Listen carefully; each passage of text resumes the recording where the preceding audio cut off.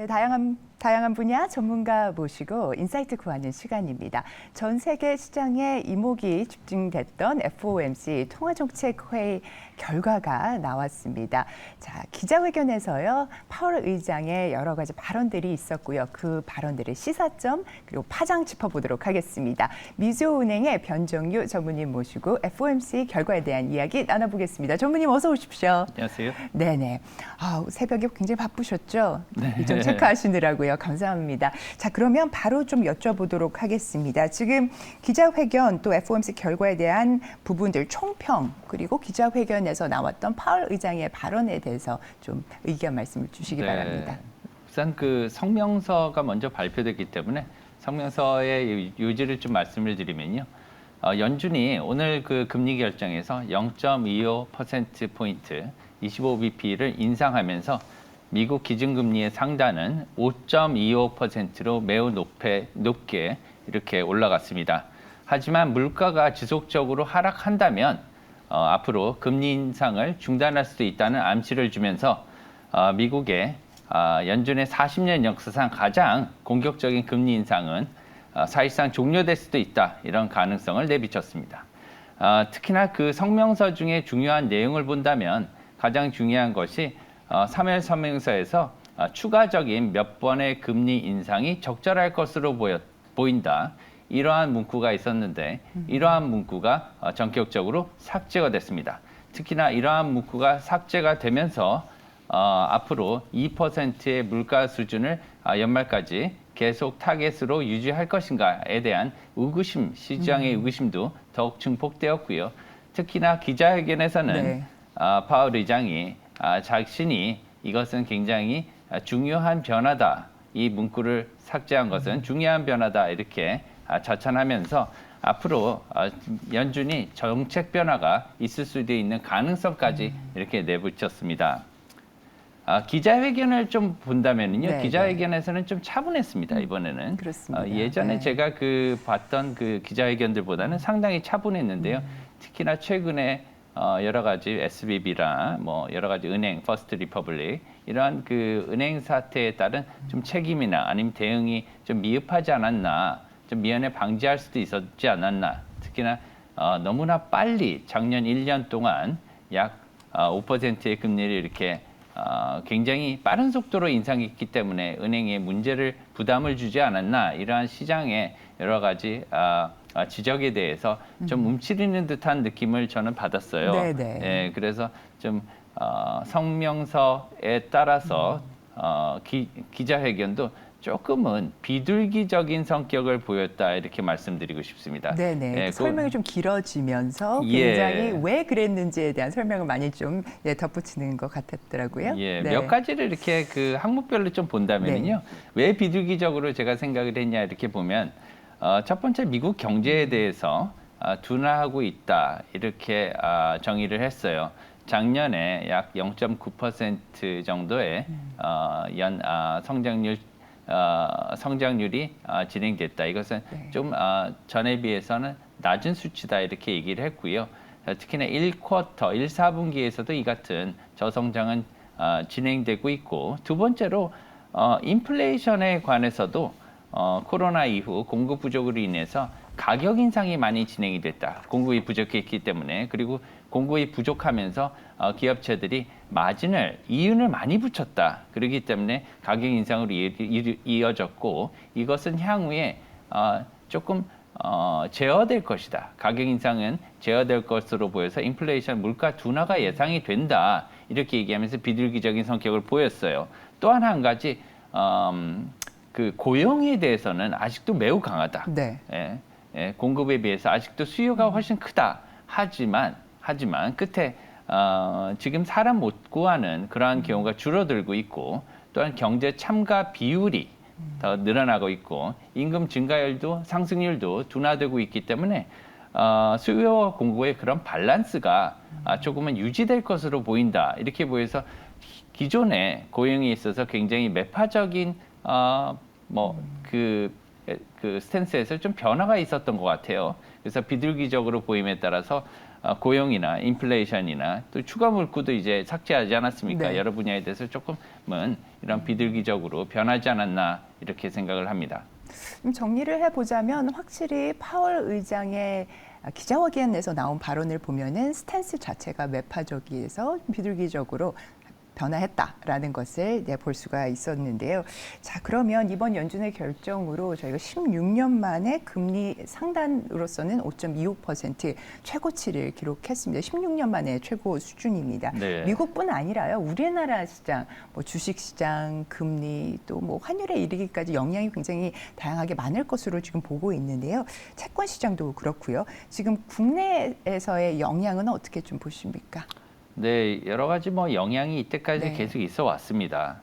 시장도 0.25%포인트 금리 인상을 예상을 했었어요.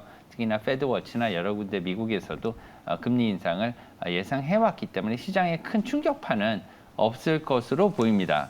하지만 연준이 1년 동안 가장 공격적인 수준의 금리 인상을 단행했고 이것은 1980년 볼커 의장 이후에 가장 초유의 일이거든요. 그렇기 때문에 시장은 이것을 적응하는데 상당한 시간이 걸릴 것으로 보입니다. 앞으로 고금리가 유지될 것으로 보이기 때문에 이러한 고금리 하에서 비즈니스와 여러 가지 상황을 계속해서 영위를 해야 되기 때문에 유지를 해야 되는 그런 부담을 안게 되어 있는 거죠. 금융시장도 마찬가지입니다. 그래서 금리가 이렇게 올랐기 때문에 채권은 최근에 경기 둔화를 우려해서 채권 금리가 시장 금리가 하락을 하고 있는 그런 국면에 들어와 있습니다.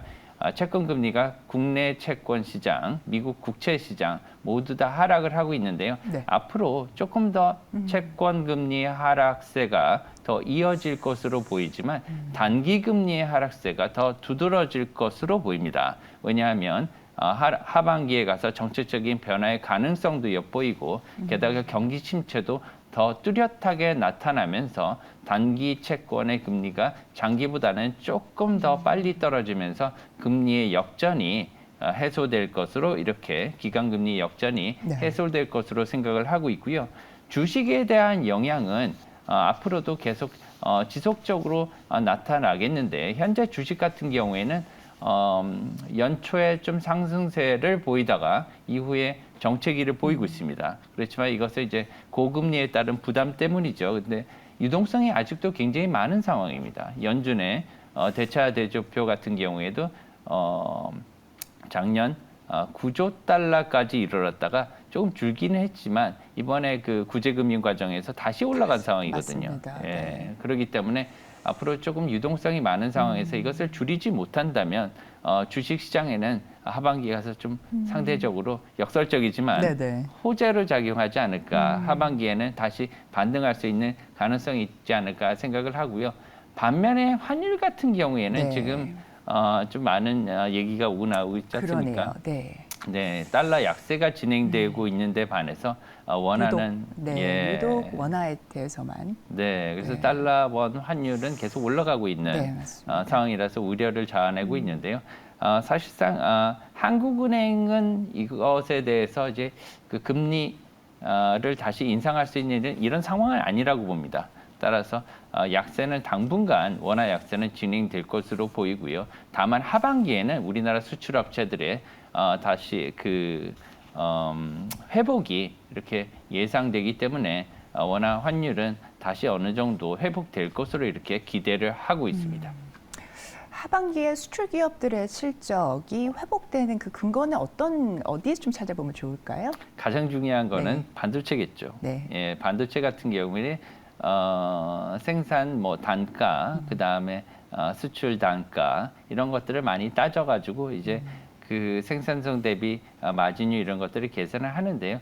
조금 개선되는 기미가 보이고 있습니다. 그래서 개선되는 기미가 저번 달 이후로 보이고 있기 때문에 하반기에는 또다시 중국의 리오프닝에 따라서 경기도 좀 회복이 되고 네. 지금은 굉장히 시장이 위축이 돼 있거든요. 이런 것들도 PC 수요도 조금 늘어날 수 있고요. 이런 것들이 일어나게 되면 물론 경기 둔환이 일어나겠지만 지금 반도체 수요는 가장 안 좋은 시기이기 때문에 조금은 나아질 수 있지 않을까 이러한 기대를 갖는다면 하반기에 우리나라 수요는 수출은 좀 네. 나아지지 않을까 이렇게 생각이 됩니다. 또한 환율이 굉장히 올랐기 때문에 우리나라 그 기업들의 그 워낙 그 가치 하락으로 인해서 네. 경쟁력 또한 좋아졌어요, 상대적으로. 그러네요. 네. 네. 그런 측면도 있고.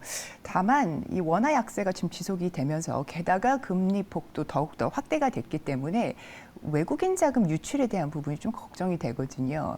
하반기 저희 증시에 좀 부담으로 작용하지 않을까 싶은데 어떻게 보고 계십니까?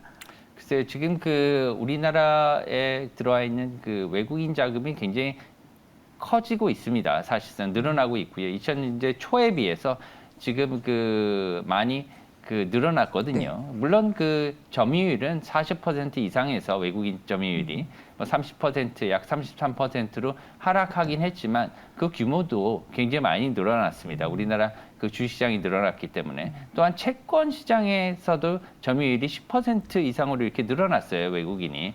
2006년도까지만 해도 채 1%가 안 됐었거든요. 네네. 그렇기 때문에 이러한 것들을 본다면 외국인의 투자는 우리나라에 대해서 이제 과거의 개발도상국 투자에서 선진국 투자로 이렇게 변화했고 앞으로도 계속 우리나라에 투자할 것으로 보입니다. 그래서 변함없이 투자는 계속 늘어날 것으로 보여서요. 유출에 대한 그런 우려는 크게 갖고 있지는 않은 상황입니다. 네네. 그러니까 한국에 들어온 외국인 자금 성격 자체가 사실 좀 변했다 이런 말씀으로 이해를 네. 해보겠습니다. 자, 퍼스트 리퍼블릭 은행 파산으로 인해서요. 뭐 물론 JP 모건의 인수가 되면서 일단락 되는 듯이 보이는데 은행권의 자산 부실화 다음번에 어떤 시한폭탄은 미국 상업용 부동산이다 이런 얘기들이 있습니다. 어떻게 보십니까?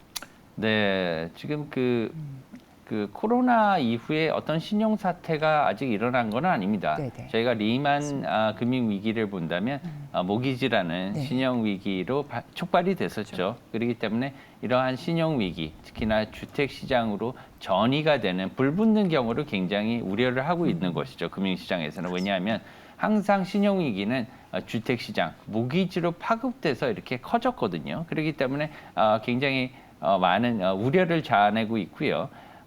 사실상 하반기에 조금 더 고금리가 유지가 된다면은 주택 시장에서 본격적인 이런 악재가 나타날 가능성도 분명히 있습니다. 없지 네. 않습니다. 하지만 우리나라도 PF 이슈가 있듯이요. 있지만 이런 것들도 사실상 그 고금리를 갖다가 내리는데 금리를 인하하는데 역설적으로 촉매가 될 가능성이 없지 않아 있어요. 그렇죠. 네. 예, 이번 그 기자회견에서도 연준 파월 의장이요 이렇게 말씀을 하셨습니다. 그 은행 위기, SVB 사태가 일어남으로 해서 이전보다 금리를 더 인상할 그런 유인은 사실상 많이 없어졌다, 그렇습니다. 낮아졌다 이렇게 네. 얘기를 했거든요. 그렇기 때문에 앞으로 이런 신용 사태, 모기지 사태가 일어나게 된다면 금리 인하를 더 빨리 가져올 수 있는 하락을 더 빨리 연말까지 할 수 있는 그러한 어떤 인센티브로 할 수도 있다 이렇게 봅니다. 그래서 항상 악재와 호재는 같이 있는 것을 이렇게 생각하면 좋을 것 같습니다. 네, 저희 인사이트 시간 관계상 좀 더 많은 얘기들 좀 나누고 싶은데요. 저희가 지금 마지막으로 아주 짧게만 여쭤보겠습니다. 미국 경기 전망에 대해서 마일드 리세션의 가능성은 어느 정도로 보고 계신지요? 예, 마일드 리세션이라 그래갖고 네. 약한 경기 침체를 많이 요새 얘기를 하는데요. 네네. 기자회견에서도 이것은 언급이 됐는데 제 개인적으로 본다면 지금은 인플레이션이 조금 잦아지는 시기예요. 그렇기 때문에 디스인플레이션 과정에 있고요. 앞으로는 경기 침체가 좀 진행되겠지만 이것은 짧게 끝나지 않을까. 예, 이렇게 디플레이션이 짧게 끝나고 그 다음에 리플레이션으로 다시 올라가지 않을까 이렇게 사실은 기대를 하고 있는 상황입니다. 네, 오늘 FOMC 회의 결과 그리고 기자회견에서 나온 발언들에 대해서 저희 다각도로 짚어봤습니다. 오늘 도움 말씀 주신 변종규 미주호은행 전무님 말씀 대단히 감사합니다. 감사합니다.